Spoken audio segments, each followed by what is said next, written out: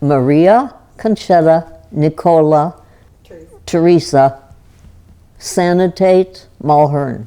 My parents didn't talk much about Italy.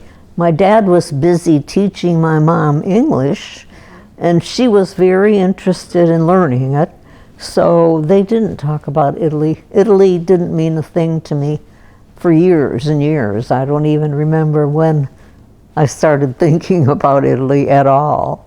My mom had to go to the grocery store every day, or almost every day, because we didn't have a car. And when we were old enough, she would send me and Lucy to the store. And of course the grocery store owner was Italian, and so was the butcher. He was kind of scary, you know, because he was a little bit grumpy and probably didn't believe that we knew what we wanted. So, but the rest of the experience was nice. And after I got my part-time job at the confectionery, I was never home for dinner, so I never helped with the dinner. There were confectionaries all over in those days, and they would have candy, you know, in big cases, and cigarettes, and some gifty items like little boxes of stationery. And my barns had a soda fountain. So I learned to dish up the ice cream cones and sundaes and sodas. I also learned how to eat a hot fudge sundae, which I ate almost every day that I worked there. I worked every day after school from 3 to 7. And then on Saturdays, I think I worked, I don't know, 4 to 7. And I worked on Sundays too. Well, when I started working, you know, I told my parents everything, you know, that was going to transpire, and my hours and all that, and how much I was going to make. I'll never forget this number, $7.20 a week for 7 days of work. And I think it was my dad that said to my mom, they should let me keep all that money. You know, they shouldn't expect me to turn anything over to them. You know, actually, when I got married, I didn't have much of a background in cooking. But I got, I think, 3 cookbooks for shower presents, and I used them.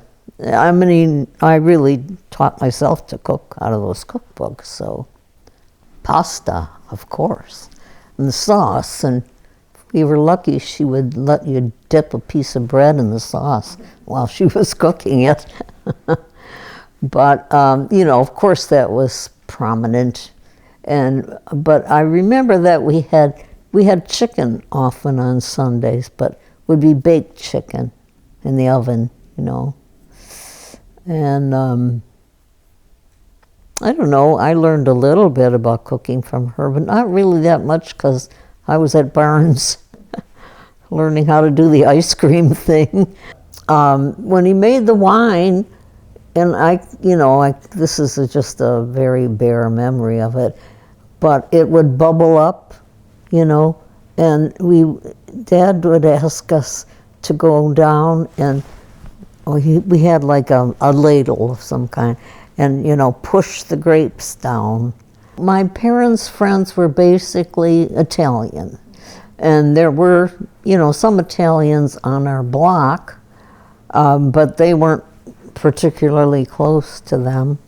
But there weren't a lot of friends, but some of the friends that they had were within walking distance, and Dad did not have a car, so they had to walk everywhere. Or for something special like a wedding or something, they had to get a ride from somebody that had a car.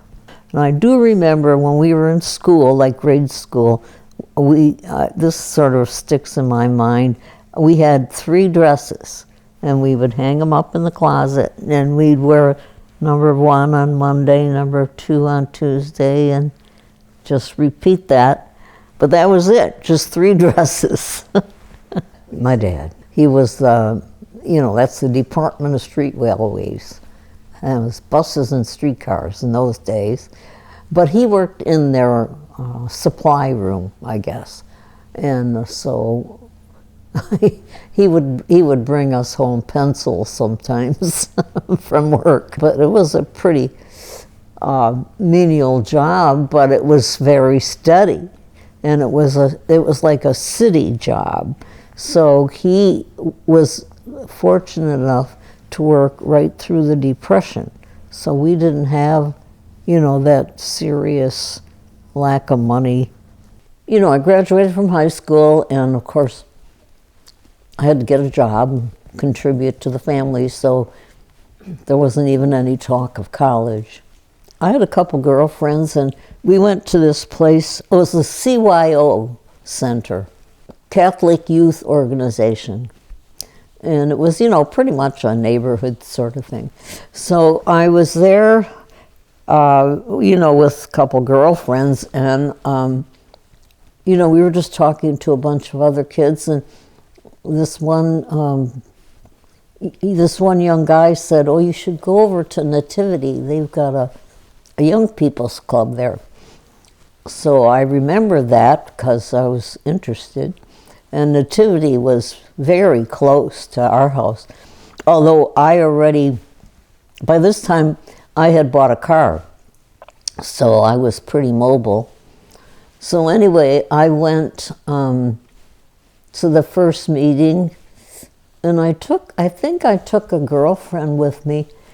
And, it was pretty nice. It was just a bunch of young people, and the girls there would talk about these two brothers, like Jack and Dan, and they were both in the service then at that time. So, yeah, I thought he was the best looking guy I'd ever seen.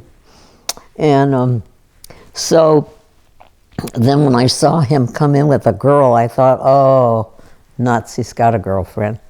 Well, turned out it was his cousin. And she was nice, and anyway, I was very relieved. And so I pulled up in front of the city hall, and he said he would just get the bus the rest of the way to his parents' place. So anyway, we didn't speak another word. We just leaned over toward each other, and he kissed me, and that was like, fireworks. I was really, really just thrilled about it. And then we just had a courtship. We both belonged to this bowling league. We had come home from bowling or wherever, movies or wherever. He went right by my house and pulled up maybe 10 houses further down, and he parked, and right on the street, and I said, I don't know what I said. I probably said, "Well, what are we doing here?" And he said, "Well, I just want to hear the rest of the fight." He was listening to a fight on the radio. So, of course, I'm a very patient person, so I didn't make a fuss or anything, but I'm thinking, this is really stupid. Why would you? And you're not even watching anything, you're just listening. Anyway, the fight did end, thank God. And then he said, he said, "Would you open the glove compartment?" So I said, "Sure." And he said, "Well, there's a little bag in there." And so I get this little bag, and I handed it to him. And so he opened it up, and here's a little ring box in there with an engagement ring. And then that was the proposal. Did he say anything? No. What did